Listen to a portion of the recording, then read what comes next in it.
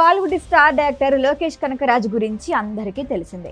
4.5 ఏళ్లు బ్యాంకులో పనిచేసి సినిమాలపై మక్కువతో జాబ్ను వదిలేశారు. కస్టమర్ డీటెయిల్ అనే షార్ట్ ఫిల్మ్తో కెరియర్ స్టార్ట్ చేశారు. సినీ దర్శకుడు కార్తిక్ సుబ్బరాజు నిర్మించిన అవియల్ అనే ఇండిపెండెంట్ ఆంథాలజీ సినిమాకు దర్శకుడిగా వ్యవహరించారు. ఆ తర్వాత మా నగరం మూవీ ద్వారా దర్శకుడిగా సినీ ఇండస్ట్రీలోకి ఎంట్రీ ఇచ్చారు. అనంతరం కార్తీతో ఖైదీ, విజయ్ దళపతితో మాస్టర్, లియో, కమల్ హాసన్తో విక్రమ్, రజనీకాంత్తో కూలీ ఇలాంటి వారి చిత్రాలను తెరకెక్కించారు. కూలీ సినిమా తర్వాత మరొక మూవీని ఇప్పటి వరకు లోకేష్ కనకరాజు మొదలు పెట్టలేదు. కూలీ తర్వాత ఖైదీ 2 సినిమా స్టార్ట్ చేస్తారని చెప్పారు, కానీ ఎలాంటి ప్రకటన ఇవ్వలేదు. అమీర్ ఖాన్తో చేయనున్న మూవీపై అప్డేటు రాలేదు.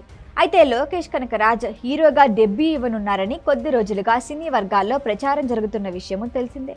పూజా కార్యక్రమాలు కూడా జరిగినట్లు తెలుస్తోంది. కెప్టెన్ మిల్లర్ చిత్రం ఫేమ్ అరుణ్ మాదేశ్వరన్ దర్శకత్వంలో హీరోగా లోకేష్ నటిస్తున్నట్లు తెలుస్తుండగా, యాక్టర్గా డెబ్యూ మూవీ సినిమా కోసం ఫైట్ సహా పలు విద్యల్లో ప్రత్యేకంగా శిక్షణ పొందారని సమాచారం.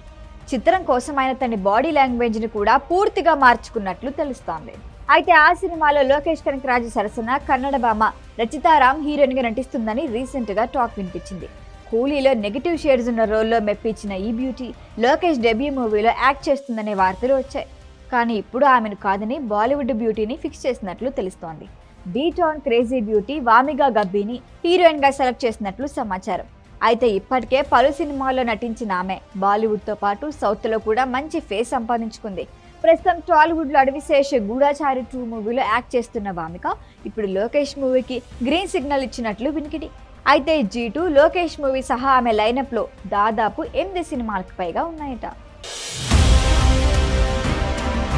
ఈ వీడియో కనుక మీకు నచ్చినట్టయితే లైక్ చేయండి, షేర్ చేయండి, సబ్స్క్రైబ్ చేయండి. అలాగే పక్కనే ఉన్న బెల్ ఐకాన్ని క్లిక్ చేయండి.